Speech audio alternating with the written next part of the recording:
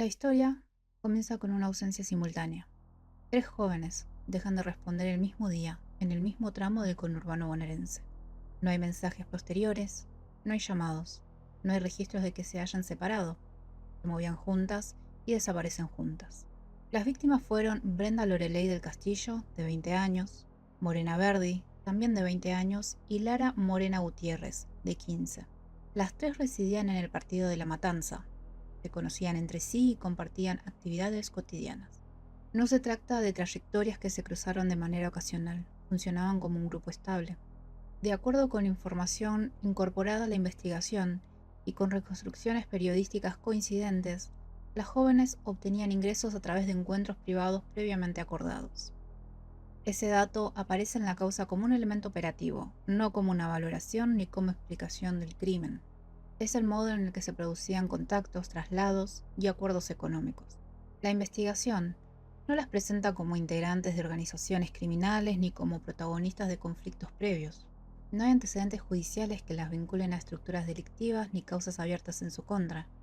La actividad era conocida dentro de su entorno inmediato y formaba parte de su rutina. En el caso de Brenda, se suma un dato relevante. Era madre. Tenía un hijo pequeño y una vida organizada en función de generar ingresos de manera constante. Ese aspecto no funciona como atenuante ni como explicación, pero forma parte de un perfil personal. El día de la desaparición, las tres estaban juntas. En las horas previas, habían solicitado un vehículo a través de una aplicación, pero ese viaje fue cancelado. Según surge la reconstrucción posterior, la razón fue que alguien pasaría a buscarlas. Ese cambio de plan marca el último registro concreto antes del corte definitivo de contacto. A partir de ese momento, no vuelven a responder. Ese es el punto de partida del caso. Tres jóvenes, un mismo circuito, un traslado acordado y una desaparición conjunta. Todo lo que sigue se construye desde ahí. El día anterior a la desaparición es una pieza clave para entender cómo se estructura el caso. La investigación no ubica el inicio de los hechos la noche en la que las jóvenes desaparecen, sino al menos 24 horas antes. Lo que aparece ahí no es improvisación, sino preparación. El 18 de septiembre, un día antes de que se pierda el rastro de Brenda, Morena y Lara, se registran reuniones previas en tres personas que luego quedarán vinculadas a la causa. Esos encuentros no se produjeron en Florencia Varela ni en lugares habituales de circulación del grupo investigado. Se dieron en Avellaneda y Quilmes, puntos que hoy aparecen como estratégicos dentro de la reconstrucción judicial. Cámaras de seguridad ubicadas en esas zonas registraron la presencia de vehículos que después serán clave en el expediente. Entre ellos un Volkswagen Fox blanco y un Chevrolet Cruze blanco. También se detecta la participación de personas que más tarde serán identificadas por la Fiscalía como parte de la organización, entre ellas la figura conocida como Pequeño J, señalado como alguien con poder de decisión dentro del grupo. Según la hipótesis que trabaja el Ministerio Público, en esas reuniones se definieron varios aspectos centrales: a quiénes se iba a captar, cómo se realizaría el traslado, cuántos vehículos intervendrían y cuál sería el rol de cada participante. No se investiga una cadena de decisiones espontáneas, sino un plan previo, discutido y acordado con anticipación. Este punto es relevante porque desplaza el foco del momento final al proceso completo. La causa no se apoya en un encuentro casual que derivó en un hecho grave, sino en una secuencia organizada que comienza antes y se despliega en etapas. La existencia de reuniones previas, registradas por cámaras y respaldadas por cruces posteriores, introduce la idea de estructura y coordinación. Cuando las jóvenes desaparecen al día siguiente, ese movimiento ya estaba precedido por decisiones tomadas. El día anterior dejan claro que nada empieza esa noche. Para la investigación, ahí se marca el verdadero inicio del caso. La secuencia de la desaparición no se produce de manera abrupta ni desordenada. Por el contrario, puede reconstruirse a partir de decisiones concretas tomadas en las horas previas, algunas de ellas registradas. Esa noche, las tres jóvenes se encontraban juntas en La Matanza. En un primer momento, como mencionamos, solicitan un vehículo a través de una aplicación de transporte, El pedido queda registrado, pero el viaje no llega a realizarse. Minutos después, el traslado es cancelado. La reconstrucción posterior indica que la cancelación no fue casual. Según surge de la investigación, el motivo fue que otra persona se ofreció a pasar a buscarlas, bajo la promesa de llevarlas directamente al encuentro acordado. Ese cambio de plan introduce un elemento clave. El traslado deja de quedar registrado en una plataforma y pasa a depender de un vehículo particular. A partir de ese punto, el control del recorrido se pierde. No hay más registros digitales del trayecto ni testigos directos del traslado inicial. Las cámaras públicas y privadas, relevadas posteriormente, no permiten seguir un recorrido continuo desde el lugar donde fueron vistas por última vez hasta el destino final. La investigación sostiene que el traslado no fue improvisado. El uso de un vehículo particular, la cancelación de un viaje por aplicación y la coordinación previa refuerzan la idea de que el movimiento estaba previsto. No se trató de una decisión tomada en el momento, sino de una alternativa ya contemplada. El traslado marca el quiebre definitivo. Desde ese momento no hay más comunicaciones por parte de las jóvenes, no responden llamados ni mensajes, sus teléfonos dejan de emitir actividad relevante y no se registran nuevos contactos. La desaparición no ocurre en un vacío, se produce en un contexto de acuerdos previos, cambio de plan y un traslado que la saca de su circuito habitual. Ese recorrido breve y sin testigos directos es uno de los puntos centrales que la causa intenta reconstruir. Desde ahí, la investigación deja de buscar movimientos individuales y empieza a seguir una lógica distinta, la de quienes organizaron el traslado y controlaron el destino. La casa de Villa Bateone se convierte en el eje del caso cuando la investigación logra ubicar allí el posible destino final del traslado. Hasta ese momento, la búsqueda seguía múltiples líneas. A partir de ese punto, todo empieza a concentrarse en un solo lugar. La vivienda está ubicada en una zona residencial, con casas linderas y circulación habitual de vecinos. No se trataba de un sitio aislado ni alejado del entramado urbano. Ese dato es relevante. Nada en el exterior advertía de lo que ocurría puertas adentro. No había un movimiento llamativo ni señales visibles que activaran una alerta previa. El 23 de septiembre, personal policial ingresa al domicilio en el marco de un allanamiento. La medida no se realiza con certeza de un hallazgo, sino como parte de una búsqueda que aún contemplaba la posibilidad de encontrar a las jóvenes con vida. Ese dato marca el clima del operativo. No se ingresaba a una escena cerrada, sino a un lugar que todavía podía contener respuestas urgentes. Durante el primer recorrido, los investigadores detectan irregularidades en el fondo del terreno. La tierra aparece removida de manera reciente y con una disposición que no coincide con trabajos domésticos habituales. Ese detalle detiene el procedimiento y da lugar a una intervención más profunda, con resguardo del lugar como posible escena relevante. Con el avance de las tareas, se confirman los hallazgos. El fondo de la casa pasa a ser el punto central del operativo. A partir de ese momento, la vivienda deja de ser un domicilio más y se transforma en el escenario clave del expediente. Se amplía el perímetro, se incorporan peritos y se trabaja durante horas. Ya en el interior de la casa, los investigadores encuentran múltiples elementos que refuerzan la hipótesis de una acción planificada. Se detectan signos de limpieza reciente, presencia de productos químicos, herramientas y objetos que luego serán incorporados a la causa. Nada de eso aparece de manera aislada, forma parte de un conjunto que sugiere un intento de borrar rastros. La escena no muestra desorden caótico ni improvisación, por el contrario, lo que se reconstruye es una secuencia posterior al hecho, orientada a ocultar lo ocurrido. La casa no fue abandonada ni cerrada apresuradamente, fue utilizada, intervenida y luego presentada como un espacio aparentemente normal. Ese contraste es uno de los aspectos más inquietantes. Mientras la búsqueda se desarrollaba en la vía pública y en otros puntos del conurbano, el lugar que concentraba las respuestas estaba integrado a la vida cotidiana del barrio. Vecinos seguían con su rutina mientras en el fondo de esa vivienda se ocultaba lo que la investigación estaba intentando encontrar. A partir del hallazgo en Villa Bateone, el caso cambia de dimensión. La búsqueda se cierra y se abre una investigación por un hecho de extrema gravedad. La casa deja de ser solo un punto de recorrido y pasa a ser el centro desde el cual se empiezan a reconstruir todas las etapas anteriores. El hallazgo en el fondo de la vivienda de Villa Bateone confirma lo que hasta entonces era solo una hipótesis. Las tres jóvenes no desaparecieron por azar ni terminaron en distintos lugares. Fueron encontradas juntas, enterradas en el mismo sector del terreno. Desde ese momento, la causa se aleja de la búsqueda para pasar a ser una investigación por un hecho de extrema violencia con participación de varias personas. El procedimiento de extracción de los cuerpos estuvo a cargo de peritos especializados. La escena mostraba tierra removida, rastros de intervención posterior al hecho y signos de que no se trató de un enterramiento casual. Ese detalle es importante para entender la secuencia. El lugar fue seleccionado y preparado.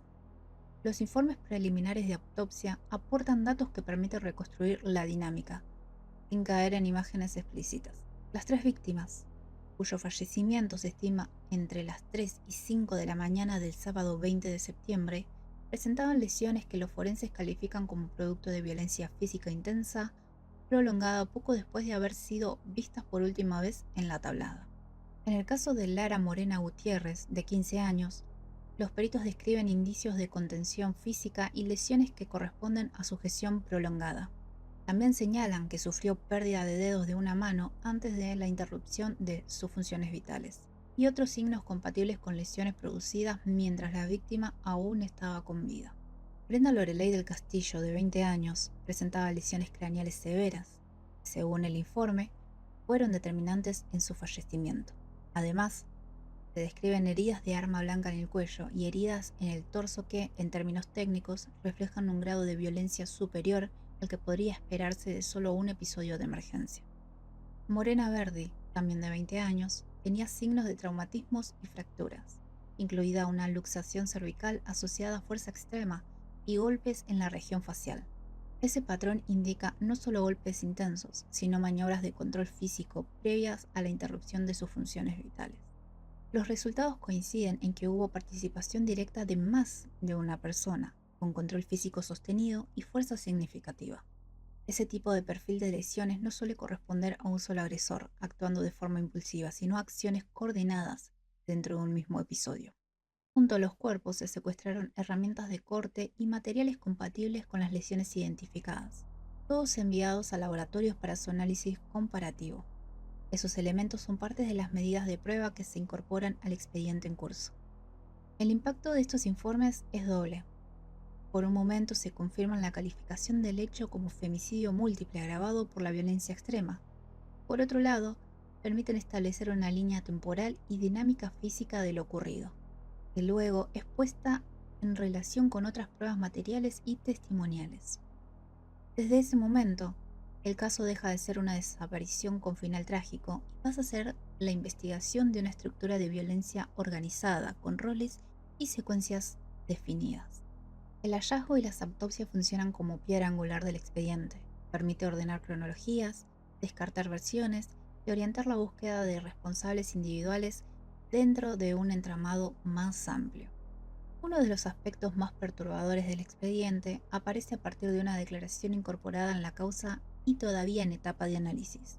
Se trata de la hipótesis de que parte de lo ocurrido en la vivienda de Villa Bateone habría sido observado a distancia mediante una videollamada.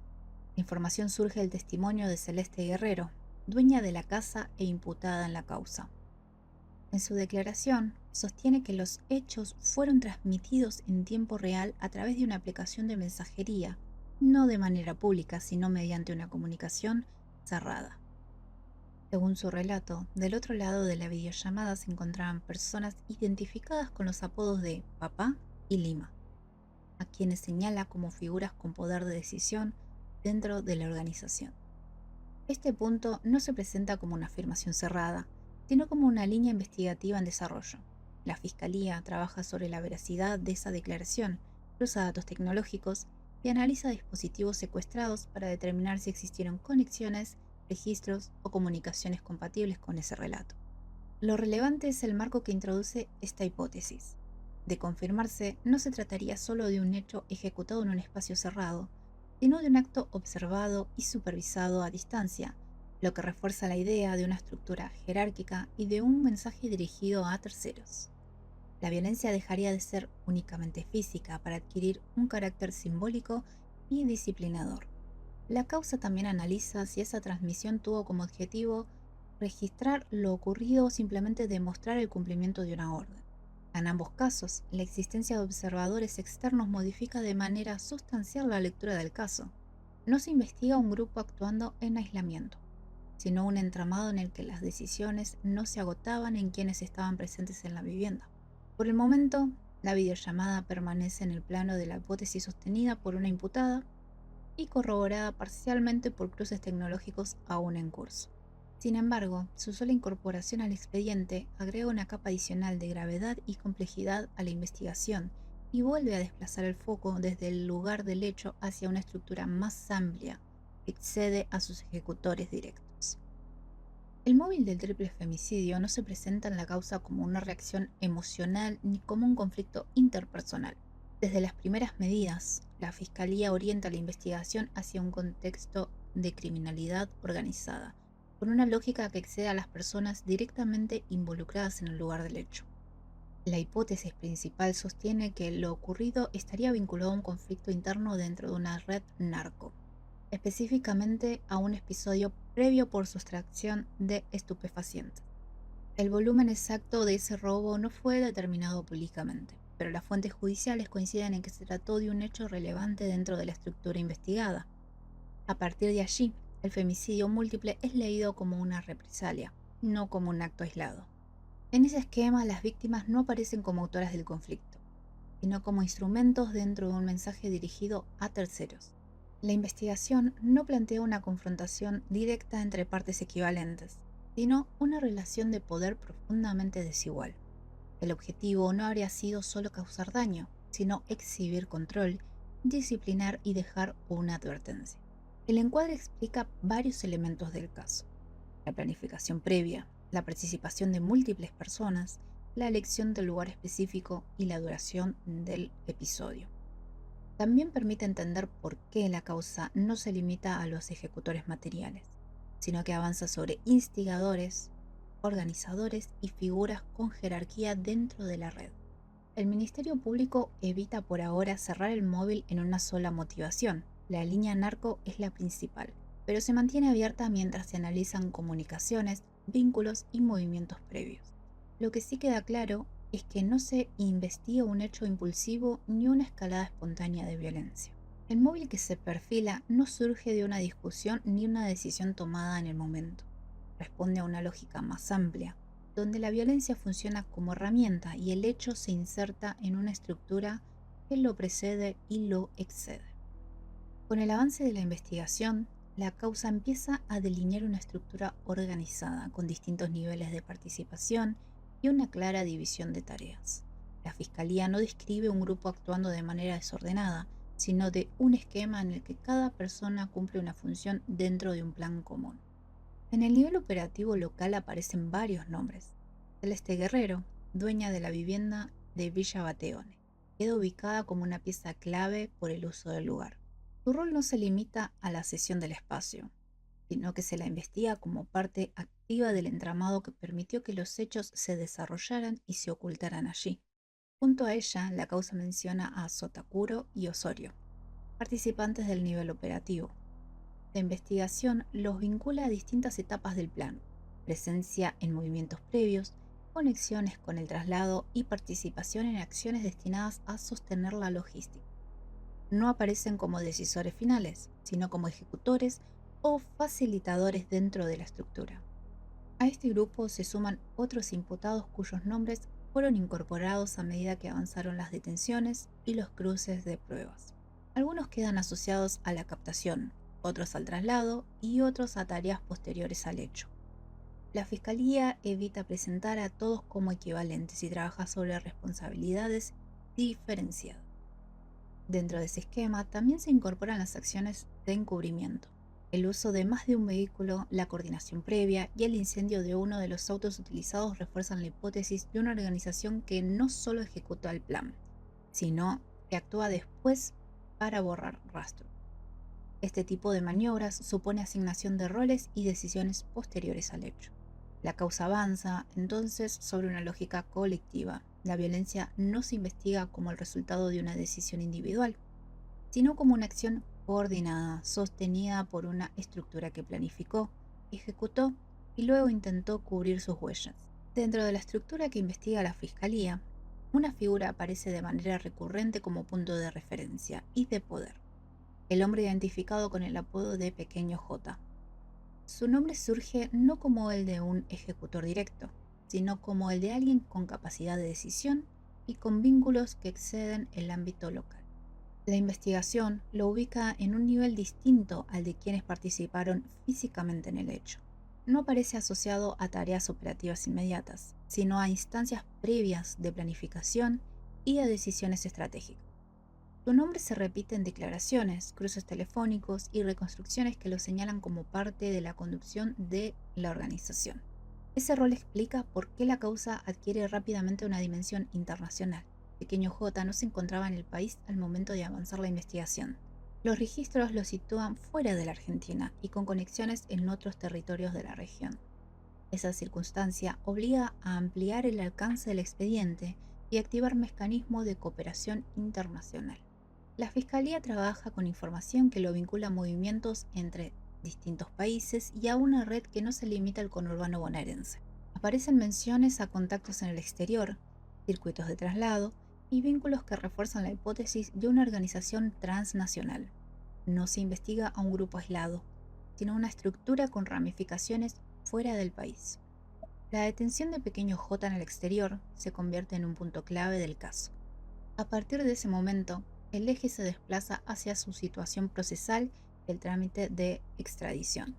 La causa ya no depende solo de decisiones judiciales locales, sino de acuerdos y tiempos internacionales. Su figura sintetiza ese salto de escala. El caso deja de ser leído únicamente como un crimen ocurrido en una casa de Florencio Varela y pasa a inscribirse en un escenario más amplio, donde las responsabilidades, las órdenes y los intereses no terminan en una frontera. A esta altura, la causa por el triple femicidio de Florencio Varela se encuentra abierta y en pleno desarrollo. No se trata de un expediente cerrado ni encaminado de manera inmediata a una resolución final. Por el contrario, la investigación continúa ampliándose a medida que se incorporan pruebas, se ordenan nuevas pericias y se redefinen responsabilidades. Actualmente hay múltiples personas detenidas, con situaciones procesales distintas. Algunas se encuentran con prisión preventiva, mientras que otras siguen imputadas a la espera de definiciones judiciales. La Fiscalía trabaja con un expediente complejo, atravesado por numerosos cuerpos de prueba, declaraciones cruzadas y análisis técnicos que aún no han concluido. Uno de los puntos centrales sigue siendo la identificación precisa de los roles dentro de la organización.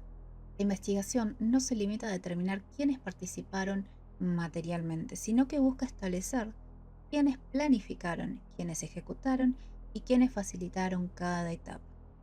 Esa tarea implica revisar comunicaciones, movimientos previos y posteriores y vínculos entre los imputados. En paralelo, la causa mantiene una dimensión internacional activa. La situación procesal de Pequeño J en el exterior y el trámite de extradición continúan siendo un eje clave.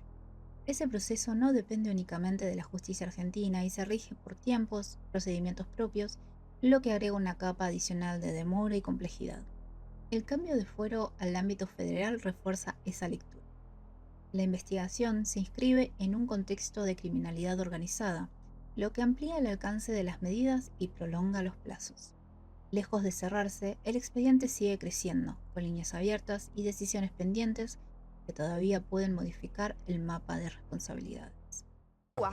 Vos me vas a negar esto, obviamente. Nosotros nos suelen hacer contravenciones.